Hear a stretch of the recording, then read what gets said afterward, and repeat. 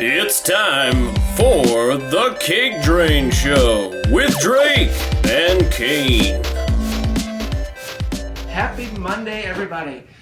Welcome back to the CakeDrain Show. The CakeDrain Show. Well, today is a creepy day, ladies and gentlemen. It's a manic Monday. Or maybe Maniac Monday? Maybe. Because today, and if I say today one more time, you're probably going to vomit, we are going to be talking about our favorite, or some of our favorite, modern indie horror movies. Woo! Because that's what we do here at CakeDrain. And Drake is going to start off this little list of favorite modern indie horror movies. And I say modern because some of our favorite horror movies of all time are independent. Yep. Like Evil Dead. Yes. So we're just modern, like 21st century. 2000s. So yeah. Not only do I have my list, I have with me examples. I come prepared. He brought show and tell to class today. I brought show and tell.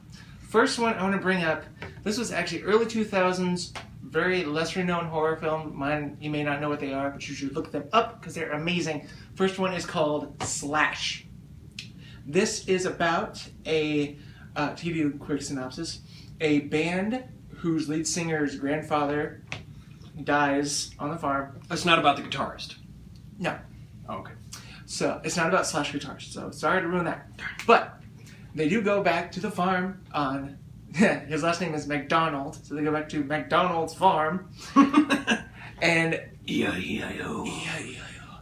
And they notice that people start getting killed off after a while. And there's this big thing about the blood harvest. And everybody's kind of freaking out. And they're saying like, oh, it's chicken blood on the crops. Old urban legend, old slave urban legend, blah, blah, blah. So don't worry about that. Well, come to find out, they're using human blood from the corpses on their crops. Freaky. Yeah. And the killer is dressed like a scarecrow. So it's insane. If you haven't checked this out, make sure you check it out. Very good. There's actually a pretty scattered cast. The most, I wish I knew his name. If you've seen the movie Hounded, it was an old Disney movie. The guy who played the older brother is in this movie. And he's hilarious. He's kind of a stereotypical black man. I think I've seen this one, but I don't remember a whole lot about the details. But I do think I've seen it. It's really good. It's a very good movie. Think twice about that ear of corn that you're eating. It may have been grown with the blood of the innocent. Mm-hmm. Which means it tastes good forever. Something like that. So the first one that I've got today is a little movie I like to call Stakeland. And no, it's not about grilling. It's about vampires. I was hoping you were going to throw out T-bones. Yeah, me too, but Stakeland, guys, this is an awesome independent horror movie. It doesn't even feel like it's independent. I mean, a lot of you that may not be familiar with the kind of independent movie scene, there are a lot of really bad independent movies, and then there are like really good ones. There's not a whole lot of in between. It's like awful made with like, you know, $5 with like a Motorola Razor and chicken blood or something. Yeah. Or they're really high quality made by professionals, and this is one of those high quality ones. Think of like The Walking Dead meets The Strain. I haven't seen the show The Strain, but I read the books. Vampire apocalypse type of scenario.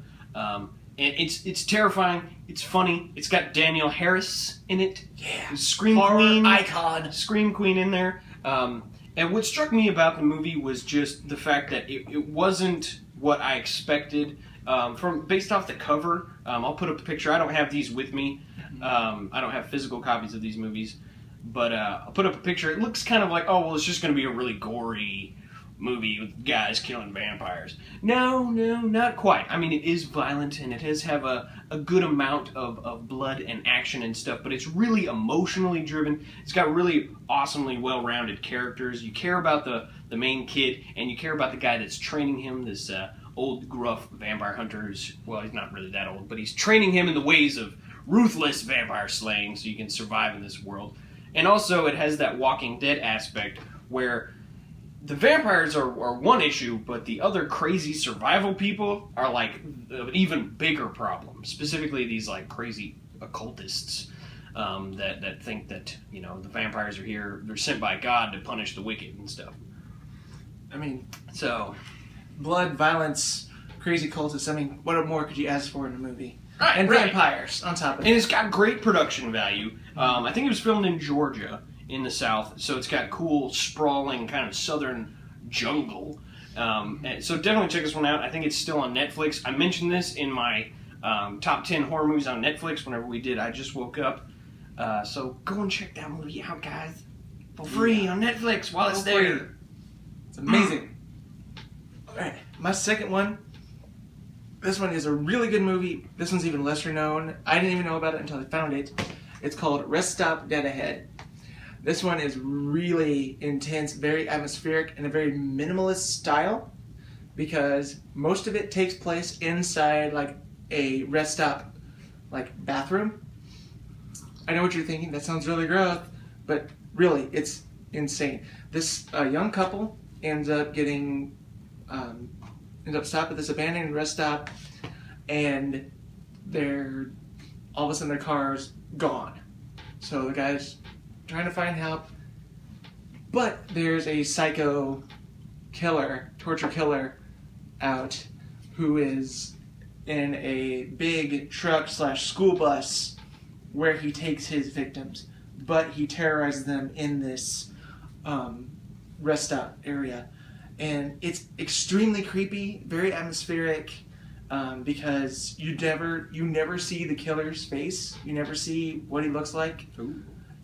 He sends in, like, at one point he sends in like a tape on a camcorder of the girl's boyfriend, husband, I can't remember the relationship there, being like tortured and killed.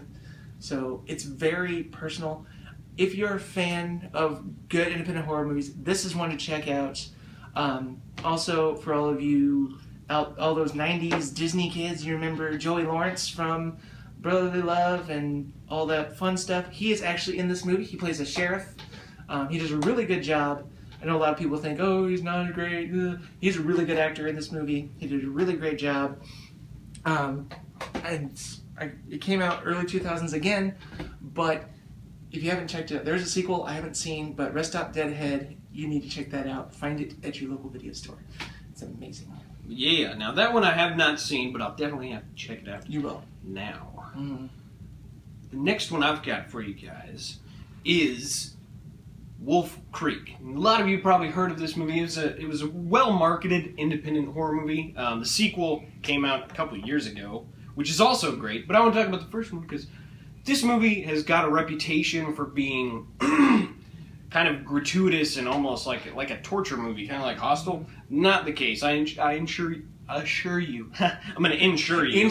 You're in good hands with CakeDrain. Yes. I assure you that's not the case. It is gritty, it is intense and dramatic, and I think that kind of makes it feel much more intense than it is, because you really feel for the characters in it, and because of the way that it was filmed in sort of a 70s, really grainy, grindhouse style movie.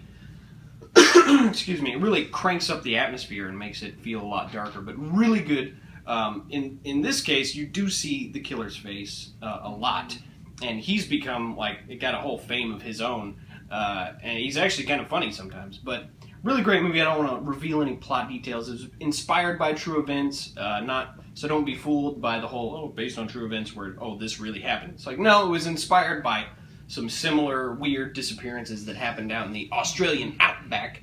But I believe this one is on Netflix as well, and I know the sequel is. So go and check those out. A lot of fun, but once again, really, really intense, fast-paced kind of thriller horror movie. Really good. I have not seen that movie, but because I was one of the ones that was a bit skeptical, but I will have to check that out now since you gave such a great description. Last one I want to bring up, this one to me is my favorite out of the three. I know it wasn't a top list, but this one's probably one of my number ones. It's part of the After Dark Horror Fest, 8 Films to Die For, and this one was the best one of that series that I've seen. This is dark ride. This was goes back to stuff like the Funhouse in some aspects, because it gives the setting inside this old dark ride. It's kind of a stereotypical plot line. A bunch of college kids driving cross country for spring break. You end up stopping and staying at this old Funhouse, at this old dark ride over in Jersey, and they find out that there's a psycho killer that killed people and made them part of the ride in the back in the 70s era, or actually just a few years before this. It wasn't in the 70s, sorry. It was actually a few years prior to this happening. And the guy breaks out and goes back to the dark ride to find these poor innocent teenagers, well, innocent souls at this dark ride. Amazing film work, very high quality.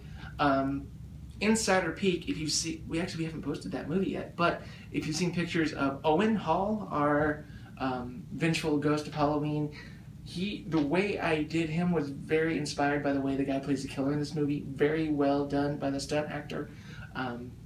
Very simple makeups done, at least with the killer, but still a good idea of this threatening character. So go check this out. I believe it's on Netflix. You can double check that. I'm not going to give 100% guarantee on that. But if you're a fan of The Sopranos, Jamie Lynn Sigler, who is the daughter on that show, is the main girl in this movie. And it's really well done. She does a really good job. Oh, yeah. So if you like old-fashioned slashers and amusement parks and all that fun stuff, this is the movie to check out. Yes, and I can vouch for that one. I have seen that one before. Really good, really creepy horror movie, and I do agree with Drake on how the killer is portrayed. Very iconic. Very iconic. Well, the last one, speaking of icon, the last one I got for you is actually a documentary movie, independent horror documentary called Cropsey. That sounds familiar. Yeah. Now, Cropsey, if you've seen The Burning, the main antagonist of that movie is named Cropsey. He was inspired by this urban legend of this killer on Staten Island, responsible for the disappearances of children during, I believe, the 1980s. Or no, maybe it was the 1950s. I think it was the 1950s. I'll have to double check that again. But go and check out this documentary. It's really awesome. It was made by a guy who grew up on Staten Island. And so he grew up kind of learning and experiencing these kind of urban legends and being fascinated with them as a kid. So he's intimately involved with this story. They go through all these really creepy locations. They go through factual events and speculative things. So it has almost a true crime aspect to it that all kind of wraps together to make it one really creepy documentary. One of the scariest ones I've ever seen. So definitely go check. That one's out on Netflix, and he made another horror documentary called Killer Legends, kind of similar to Cropsey. Check that one out too. Almost as good, but that is definitely one of my favorite independent horror movies. Specifically, one of my favorite documentaries ever. So check that out if you're really into urban legends and you're into horror movies, because you'll have a lot of fun with Cropsey. A lot of fun. So thank you guys for sticking around for this episode. If you guys have any other independent horror movies that maybe we didn't mention that you guys loved, we did have honorable mentions that didn't make the list, but they're still amazing. Make sure you check out any of these films. You might be able to check out those honorable mentions in a vlog. We may update that on my channel, Drake the True Snake. Check that out. Also, check out our good friend D-Rock at The Real D-Rock 1, where he vlogs about anything and everything that's on his mind. Very cool guy to listen to. Also, at Wrestling Talk 1, where he talks all things pro wrestling. He's a really good, he's very intelligent about pro wrestling. Let me put it that way. He's a very good source for pro wrestling material. Also, he gives really good insight on current events and stuff like that. And check out our podcast that came out on Friday, Woo! Cake Waves, where we talked about answered some questions from you guys that you posted on our last video. And make sure, like I said, check out my channel, Drake the True Snake, for all behind-the-scenes goodies and weekly updates. So we will see you guys next time. Make sure you tweet us, #CakeDrain Show, for any questions, comments, or anything you'd like to let us know about. We would love to read them out on the show. And skit coming out Wednesday. Woo! Skit video Wednesday. Woo! So we will talk to you guys next time. Peace out, and remember, Bruce!